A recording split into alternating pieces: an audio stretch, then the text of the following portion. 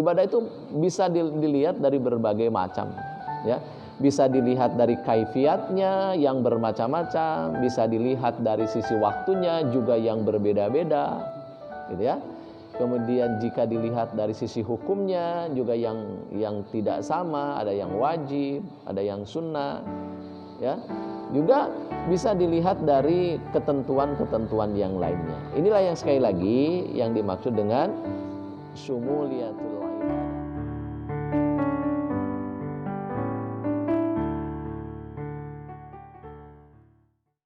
Rabbi shrah li sadri wa yassir li amri wahlul 'uqdatam min lisani yafqahu qawli.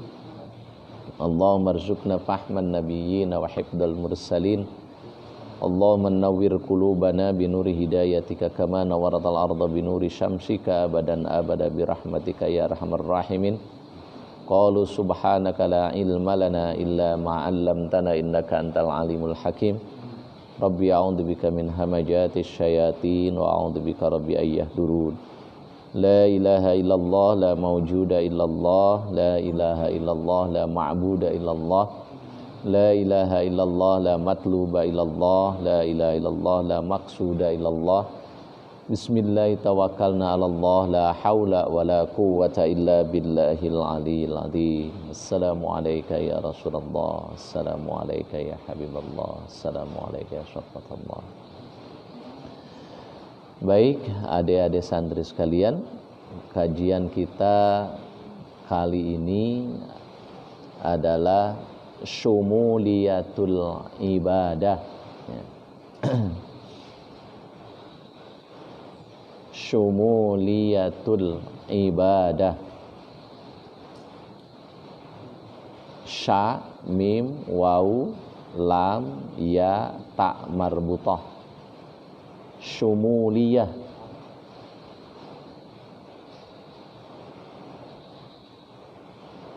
Al-ibadati.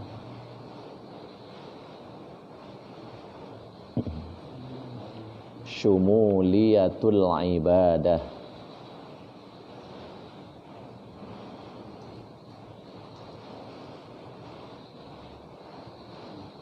Artinya kesempurnaan ibadah.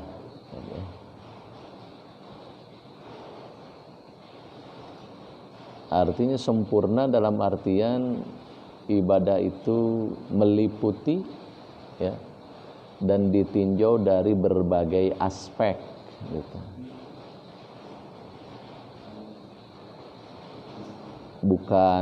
Bukan ibadah yang sempurna, tapi kesempurnaan ibadah, ya.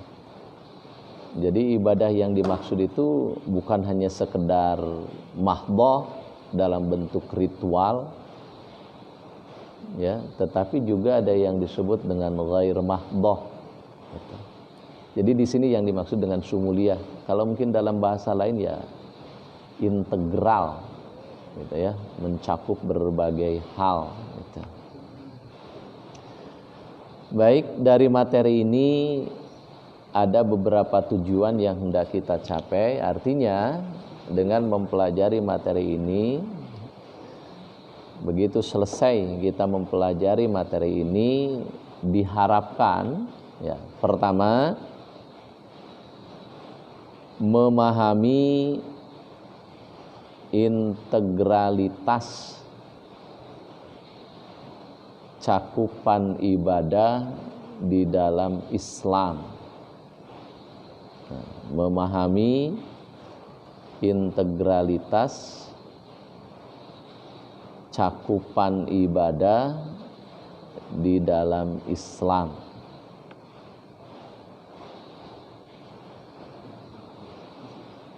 Jadi kita akan membahas arti atau makna ibadah dalam arti yang luas, ya, bukan dalam arti yang sempit, gitu. Bukan dalam artian ritual semata, sholat, puasa, zakat, haji, ya, yaitu induk-induknya ibadah. Tetapi ibadah tidak hanya itu saja. Kita akan melihat sisi lain ya secara lebih luas ya, terkait dengan ibadah. Maka dalam hal-hal tertentu apa yang disabdakan Rasulullah itu innamal a'malu binniyat itu menjadi sangat relevan gitu ya. Karena apa saja selama tidak menyalahi syariat ya, ketika diniatkan ibadah maka akan bernilai ibadah gitu. Umpamanya ya menjaga kebersihan lingkungan itu, bahkan lebih jauh lagi ya kalau kita melaksanakan tugas keseharian umpamanya mencuci pakaian saja bisa bernilai ibadah.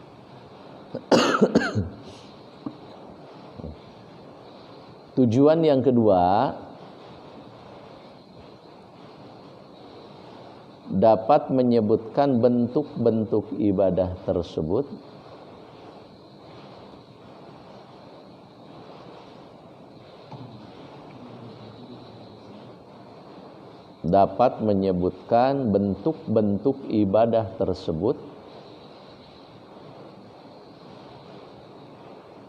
secara garis besar dalam berbagai lapangan kehidupan. Secara garis besar dalam berbagai lapangan kehidupan.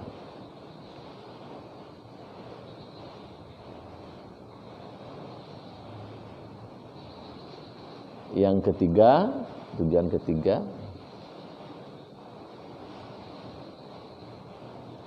termotivasi menjadikan seluruh gerak hidupnya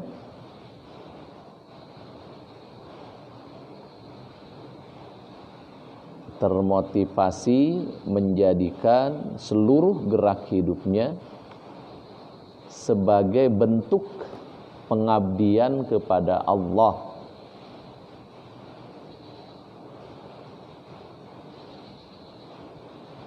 Sebagai bentuk pengabdian kepada Allah. Nah, jadi selalu ya dalam proses pembelajaran itu ada 3 komponen tujuan yang harus diraih. Ya. Mungkin Anda yang sudah mulai ya belajar terkait dengan proses ya pembelajaran atau metode pembelajaran, model-model pembelajaran, maka setiap pembelajaran itu harus memenuhi 3 komponen. Pertama, ada yang disebut dengan kognitif ya. Jadi belajar itu meningkatkan pengetahuan gitu ya, meningkatkan pengetahuan, menambah informasi ya. Yang kedua ada aspek afektif gitu, perubahan sikap gitu, ya. Yang ketiga ada aspek psikomotor, keterampilan gitu. Jadi kalau dalam istilah kita sering dalam doa itu ada hidayah, taufik, inayah gitu kan. Gitu. Ada tahu ya, kemudian mampu ya, kemudian mau gitu. Atau ada tahu, mau, mampu gitu. Tahu saja tidak cukup kalau tidak mau. Tahu dan mau saja tidak cukup kalau tidak mampu mewujudkannya. Umpamanya tahu bahwa sholat tahajud itu merupakan ibadah yang bernilai tinggi karena informasinya sudah kita terima gitu ya, sudah kita pelajari sehingga kita tahu bahwa ya sholat tahajud itu salah satu bentuk ibadah yang memiliki nilai yang sangat tinggi Gitu. Setelah tahu, mestinya timbul mau gitu, mau melaksanakan atau tertarik untuk melaksanakan. Nah, setelah tertarik dan mau melaksanakan, mampu mewujudkannya. Gitu kan? Karena pada faktanya kita sudah tahu bahwa tahajud itu salah satu nilai ibadah yang memiliki nilai tinggi. Ya, dan kita sudah mau melaksanakannya, ada dalam hati keinginan untuk melaksanakannya. Tetapi setiap malam ya kesiangan terus itu, artinya memang tidak mampu gitu, ya, atau belum mampu. Gitu. Nah, maka setiap kita belajar atau mempelajari sesuatu mesti ada 3 aspek yang harus kita capai. Ya, satu aspek kognitif, ya. Nah, jadi pengetahuan bertambah. Nah, kemudian yang kedua afektif, ya, perubahan sikap, gitu ya. Kemudian psikomotor, keterampilan melakukan, gitu ya. Jadi itu yang harus dipenuhi. Sebagaimana yang sudah disebutkan di sini ada 3 poin ya untuk memenuhi itu. Yang pertama memahami, artinya memang tadinya tidak tahu menjadi tahu, tadinya tidak paham menjadi paham, ya. Kemudian dapat menyebutkan bentuk-bentuk, ini salah satu bentuk keterampilan, menyebutkan A, B, C, ya.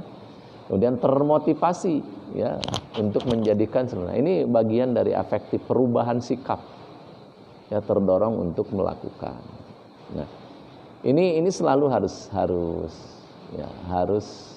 menjadi konsen kita dalam belajar itu. 3 komponen ini harus selalu ada. Ya, harus selalu diperoleh. Maka dalam tujuan pendidikan, ya, nanti Anda yang bergerak di dunia pendidikan, ya, 3 hal ini menjadi sesuatu yang terus diulang-ulang. Bahkan ketika Anda ingin menyusun, ya, sebuah rancangan pembelajaran, nah, ketika Anda ingin menentukan tujuan, ya, tujuan ini harus mencakup 3 unsur ini, ya. Nah, unsur kognitif, unsur afektif, dan unsur psikomotor. Ya, ini harus berubah. Nah, demikian juga dalam materi yang akan kita pelajari terkait dengan syumuliyatul ibadah, ya, kesempurnaan ibadah, bukan ibadah yang sempurna, tapi kesempurnaan ibadah. Seperti kita sering tertukar umpamanya, ada sholat sunnah, ada sunnah sholat. Gitu. Kalau sholat sunnah, sholat yang hukumnya sunnah. Kalau sunnah sholat, hal-hal yang hukumnya sunnah dalam sholat. Nah, beda, ya, sholat sunnah dengan sunnah sholat. Sekali lagi, kalau sholat sunnah, sholat yang hukumnya sunnah. Kalau sunnah sholat, yang dilakukan dalam sholat yang hukumnya sunnah. Karena ada yang hukumnya rukun. Nah, seperti baca Fatihah kan rukun. Itu rukun sholat namanya. Umpamanya kalau baca doa iftitah, ya, itu namanya sunnah sholat karena hukumnya sunnah, gitu. Nah, ini pun ada kesempurnaan ibadah, ada ibadah yang sempurna. Kalau ibadah yang sempurna itu bisa dilihat dari hanya satu aspek saja, umpamanya salah satunya sholat itu termasuk ibadah. Nah, bagaimana sholat yang sempurna? Itu. Tetapi umpamanya ya, ibadah itu semuanya ada 10 item, katakanlah begitu, ya, ada 10 item. Ya. Ibadah yang sempurna adalah umpamanya boleh jadi kita hanya melakukan 1 item saja tapi dilakukan dengan sempurna. Gitu ya. Nah, kalau kesempurnaan ibadah artinya ke-10 itemnya harus dilakukan. Nomor 1-nya dilakukan, nomor 2-nya dilakukan, nomor 3-nya dilakukan, ya, terus nomor 9-nya dilakukan, nomor 10-nya dilakukan. Itu namanya kesempurnaan ibadah. Artinya seluruh ibadah yang diperintahkan kepada kita secara sempurna kita laksanakan semuanya. Nah, kalau ibadah yang sempurna bisa saja hanya melihat 1 item saja. Sholatnya sempurna, puasanya sempurna, hajinya sempurna, apa gitu. Nah, terkait dengan tema ini, syumuliyatul ibadah, lebih kepada kita akan melihat ya kesempurnaan ibadah. Ya, artinya seseorang dianggap telah menyempurnakan ibadahnya jika sudah melakukan segala sesuatu yang memang di dalamnya mengandung unsur ibadah. Gitu. Nah, maka di sini akan dibicarakan ada ibadah yang sifatnya ritual atau ibadah mahdhah, ya, ada yang ghair mahdhah. Bahkan kalau kita lihat ibadah dalam bentuk mahdhah itu jumlahnya ya sedikit, gitu ya, tidak banyak dalam bentuk kewajiban ini, kewajiban ini, kewajiban ini. Umpamanya induknya terdapat dalam rukun Islam, gitu ya. Umpamanya ada sholat, ada puasa, ada zakat, ada haji, gitu kan. Nah, kemudian yang lain-lainnya, ya, lebih banyak ibadah-ibadah dalam bentuk yang ghair mahdhah, ya. Nah, dalam ibadah-ibadah yang ghair mahdhah itu niat menjadi sangat dominan, ya, sangat dominan, ya. Kalau umpamanya kalau kita membuka jalan, membuat jalan, ya. Ya kalau tidak diniatkan ibadah ya tidak jadi ibadah. Ya, maka Nabi menganjurkan paling tidak ketika kita akan melakukan sesuatu yang dalam pandangan kita baik dan tidak bertentangan dengan syariat, nah, paling tidak sekali lagi awali dengan mengucapkan basmalah, akhiri dengan mengucapkan hamdalah. Salah satu fungsinya adalah supaya apa yang kita lakukan itu bernilai ibadah. Bahkan tidur sekalipun, gitu ya, yang pada hukum dasarnya adalah ya bukan ibadah, mau dilakukan silahkan, tidak dilakukan silahkan, gitu ya. Tetapi jika diniatkan ibadah, ya, supaya tubuh kita segar dan bisa melaksanakan ritual ibadah yang lainnya dengan baik, maka tidur saja bisa bernilai ibadah. Bahkan makan juga bisa bernilai ibadah. Ya, pergi ke tempat kerja, ke kantor, ke mana saja juga kita bisa bernilai ibadah jika diniatkan ibadah. Nah, salah satu ya ciri dari kita melaksanakannya dengan niat ibadah itu diawali dengan mengucapkan bismillah dan mengakhirinya dengan hamdalah, gitu ya. Baik, ada beberapa materi yang akan kita perbincangkan terkait dengan tema yang sudah tadi disebut di muka. Nah, materi pertama kita akan berbicara tentang integralitas ibadah, ya.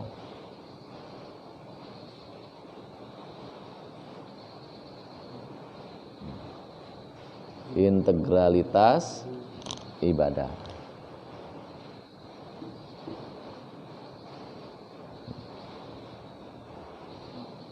Dalam hal ini kita akan lebih banyak berbicara tentang keterkaitan, ya, kemudian kesinambungan, gitu.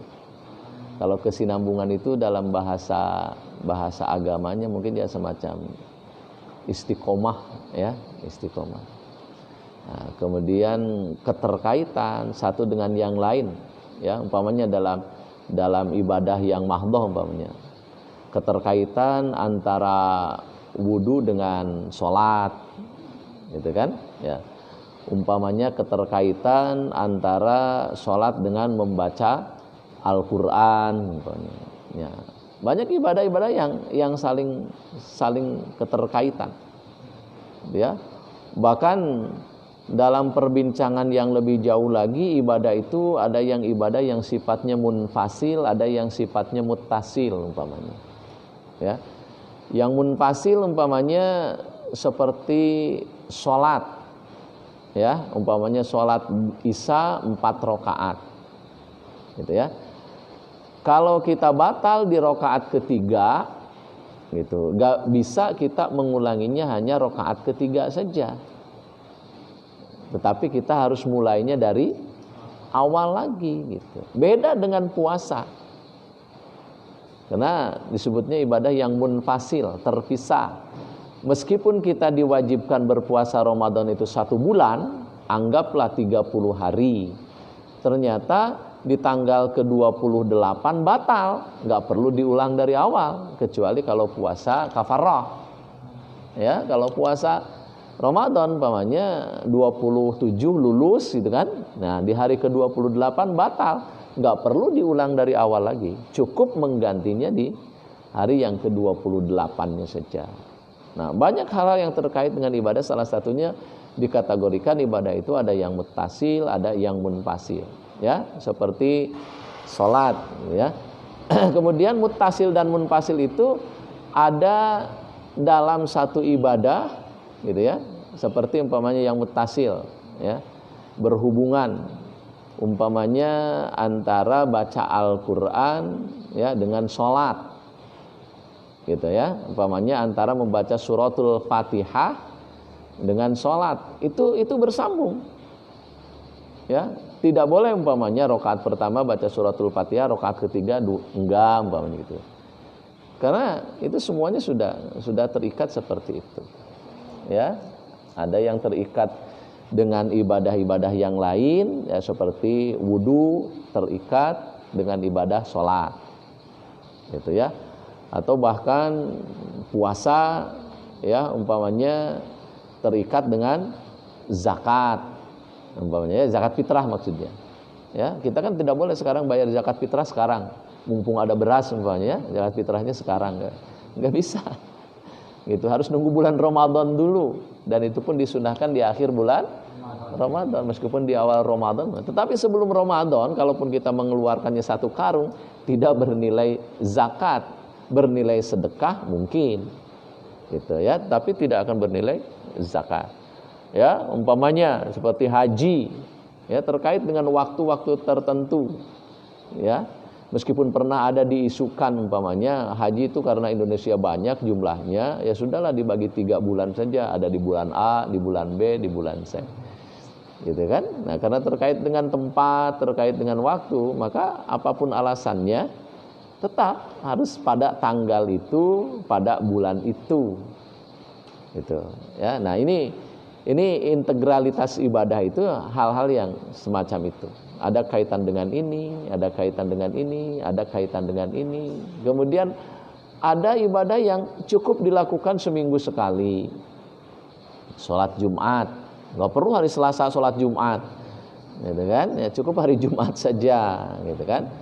Ada yang dilakukan sebulan sekali, apa yang sebulan sekali? Nggak ada. Yang setahun sekali ada, ya, seperti puasa.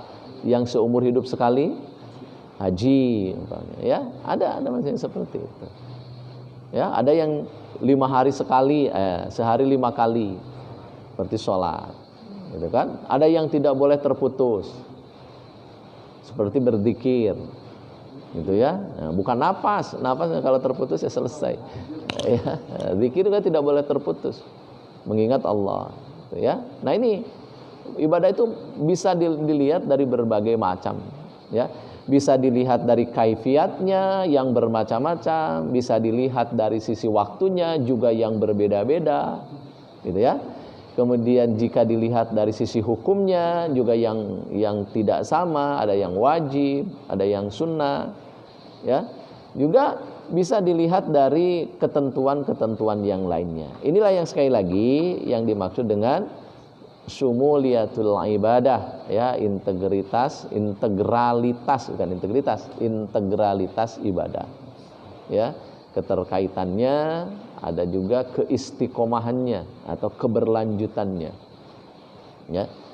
Nah, jadi ibadah itu tidak boleh ada istilah libur, gitu ya. Nah, sekarang ibadah libur, gitu ya, tidak bisa, gitu ya. Nah, kalau yang tiap hari ya harus tiap hari laksanakan, ya. Tiap minggu ya tiap minggu laksanakan. Ada yang sehari berulang-ulang sampai 5 kali, ya harus terus istiqomah, ya. Adapun umpamanya ada keterkaitan dengan kebijakan, ya, kebijaksanaan dalam berdakwah umpamanya seperti itu, ya.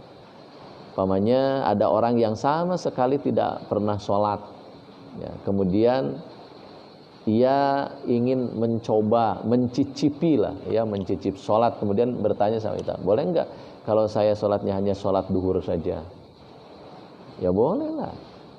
Kalau dibandingkan dengan enggak sama sekali gitu. Nah, kita nggak boleh sholat itu harus 5 waktu sehari. Kalau cuma 1 hari, satu waktu percuma, lebih baik tidak saja. Kan juga nggak begitu. Nah, gitu kan. Nah, tetapi juga bukan berarti melakukan pembenaran bahwa sholat hanya 1 waktu per hari. Kalau kita melakukan pembenaran itu berarti kita merubah syariat. Nah, ini dalam artian pentahapan. Nah, jadi dalam memerintahkannya pun ya integralitas ibadah itu seperti itu, harus ada pentahapan. Ya nggak apa-apa. Kalau memang belum mampu 5 waktu ya 1 waktu dulu. Cari yang paling mungkin dilakukan, apakah duhur, apakah asar, apakah maghrib, apakah isya, apakah subuh, sambil didorong ya, untuk terus menyempurnakan ibadahnya. Karena sempurnanya sholat ya per hari itu 5 waktu, 5 kali, bukan 1 kali gitu. Nah, itulah integralitas itu. Ya.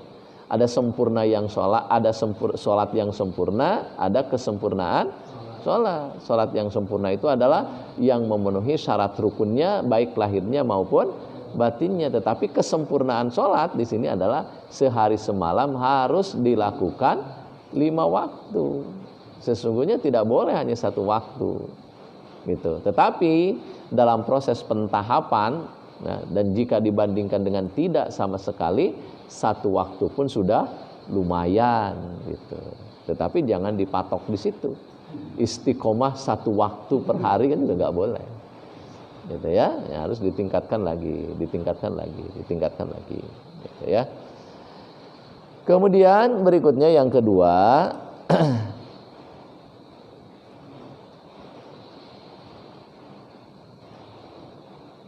Ibadah dalam agama Islam.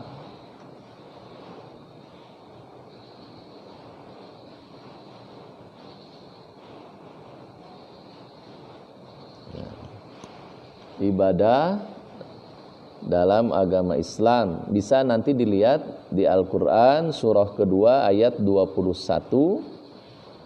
Ya ayyuhan nasu'budu rabbakum. Kemudian surah ke-51 ayat 56.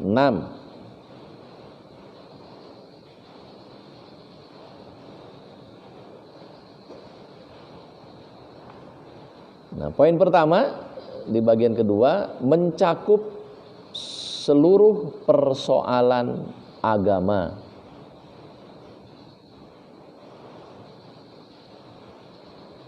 Mencakup seluruh persoalan agama yang dikategorikan dalam bentuk hukum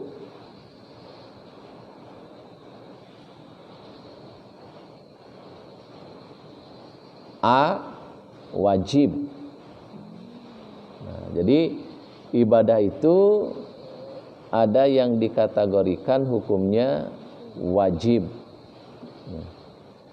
Wajib itu biasanya didefinisikan ya, jika dilaksanakan berpahala, jika ditinggalkan berdosa.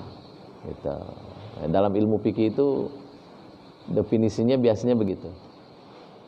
Ya, jika dilaksanakan berpahala dan jika ditinggalkan berdosa. Ada ancamannya, ya, ada rewardnya, ada hadiahnya, pahalanya, kemudian ada ancamannya, punishmentnya, ya.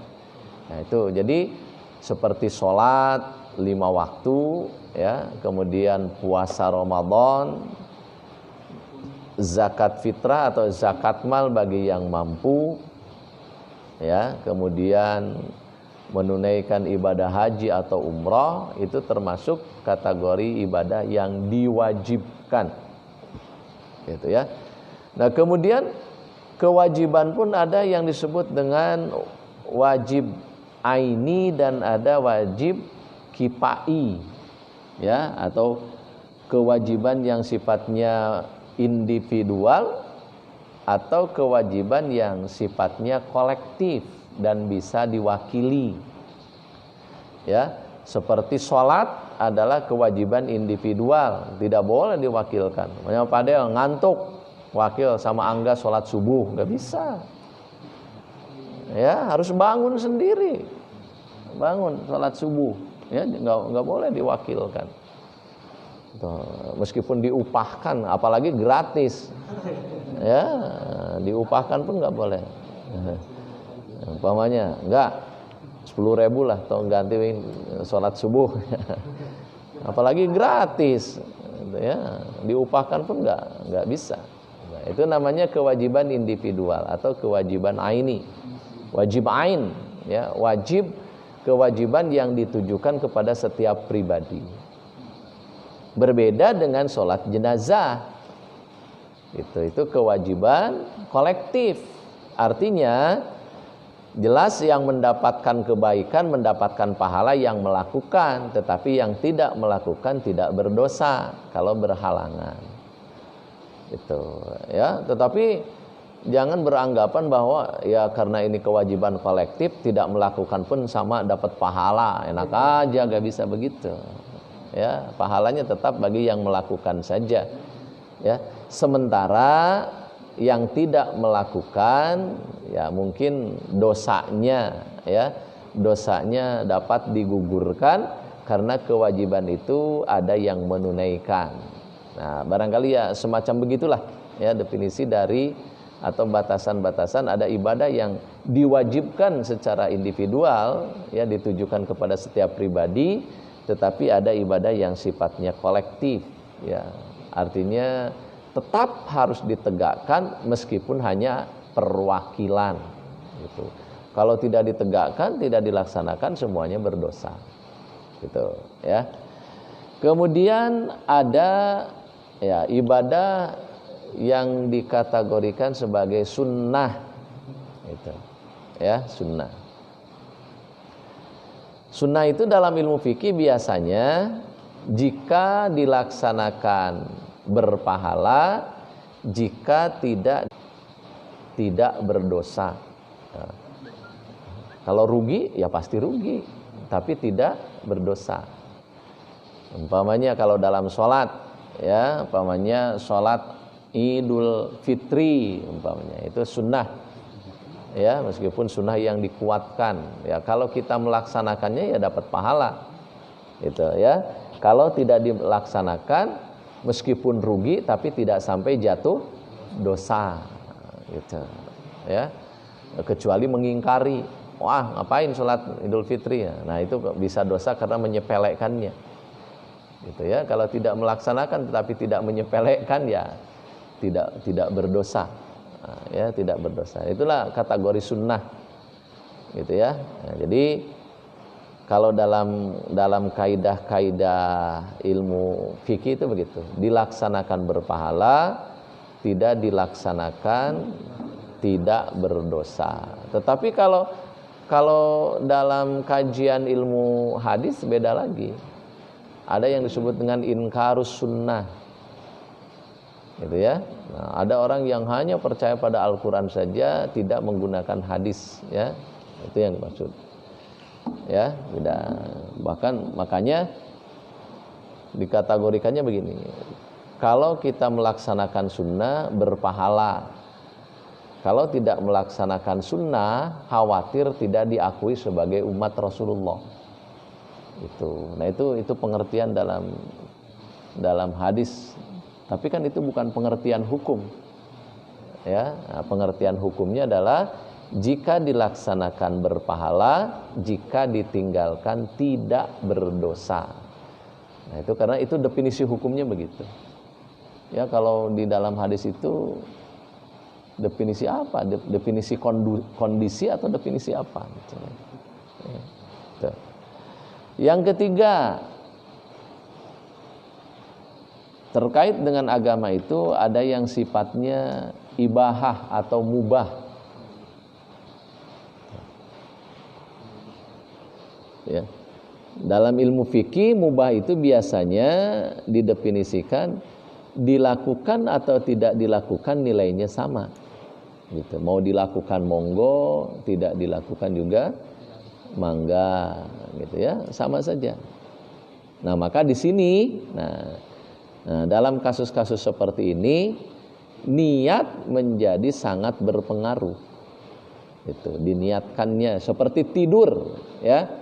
Tidur. Nah, tidur itu hukum asalnya dalam agama itu ibahah. Ya, mau tidur mangga, mau tidur juga silahkan. Gitu, ya. Nah, yang dilarang itu tidur terus, gitu ya. Tidur terus itu dilarang, gitu. Tetapi pada hukum awalnya, hukum dasarnya, tidur itu adalah sesuatu yang ibahah, ya, sesuatu yang mubah. Artinya mau dilaksanakan silahkan, tidak dilaksanakan juga silahkan. Nah, dalam tataran-tataran seperti ini, ya, maka akan lahir hukum baru yang disebut dengan faktor X. Umpamanya, bisa saja yang mubah itu menjadi haram. Bisa saja yang mubah itu menjadi wajib. Bisa saja yang mubah itu menjadi sunnah, bisa menjadi makruh. Nah, maka ada istilah haram li ghairihi, haram karena faktor lain. Gitu ya, seperti tidur. Ya. Tidur itu hukum awalnya mubah. Gitu. Tapi kalau tidur sampai tidak sholat subuh, bisa saja tidurnya jadi haram. Gitu ya, pokoknya Allahu Akbar terdengar gitu, sayup-sayup. Terus lagi tidur lagi bablas sampai jam 8 enggak sholat subuh. Maka dari mulai terdengar azan sampai bangun itu tidurnya bisa bernilai haram. Gitu. Atau bisa bernilai wajib. Gitu ya, bisa bernilai wajib. Umpamanya kalau saya tidak tidur, nanti saya tidak bisa tegak berdiri untuk sholat subuh, maka tidur menjadi wajib. Ya, maka ada satu kisah Umar bin Khattab atau siapa saya lupa ya, tapi kisahnya kurang lebih begitu. Ada seseorang yang konon katanya menghabiskan malamnya, gitu ya, untuk melakukan ibadah ini yang sifatnya sunnah. Kemudian ya menjelang subuh malah tertidur. Akhirnya bukan tidak sholat subuh deh, ya, tertinggal berjamaah, gitu ya. Ya, tertinggal berjamaah. Akhirnya ya mohon maaf kalau keliru ya, Umar bin Khattab, kemana si fulan? Akhirnya dapat kabar bahwa semalam telah melakukan ini, sehingga waktu subuh ia kelelahan tertidur sehingga tidak sempat berjamaah. Beliau mengatakan, aku lebih suka kalau dia sholat berjamaah dibanding melakukan ini yang semalam suntuk ini. Gitu.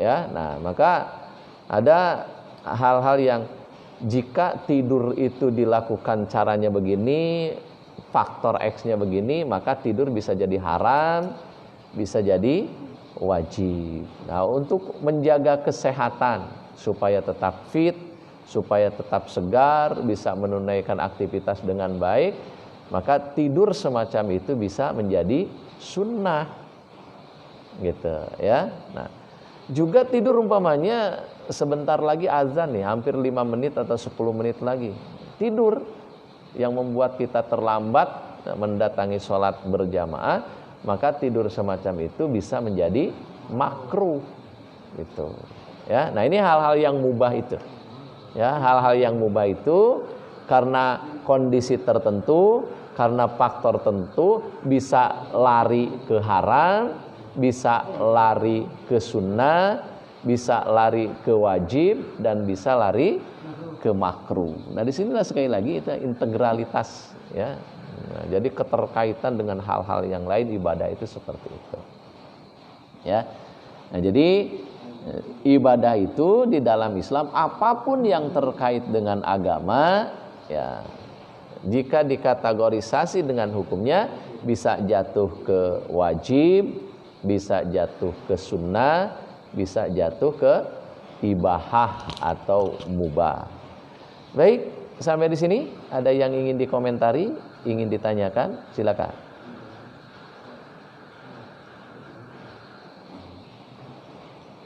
Tidak ada? Bisa dipahami? Cukup? Baik, kalau sudah bisa dipahami, mungkin untuk pertemuan malam ini kita akhiri sampai di sini. Insya Allah pada pertemuan yang akan datang kita lanjutkan kembali. Saya titip pesan kepada semuanya, gunakan waktu sebaik-baiknya untuk hal-hal yang bermanfaat, ya. Jangan terlalu larut malam tidurnya supaya tidak berefek pada kesiangan sholat subuh. Ya, terus berlomba-lomba melakukan kebaikan, jadilah yang pertama dan terbaik dalam melakukan amal soleh. Subhanakallahumma wa bihamdika asyhadu an la ilaha illa anta astaghfiruka wa atubu ilaik. Assalamualaikum warahmatullahi wabarakatuh.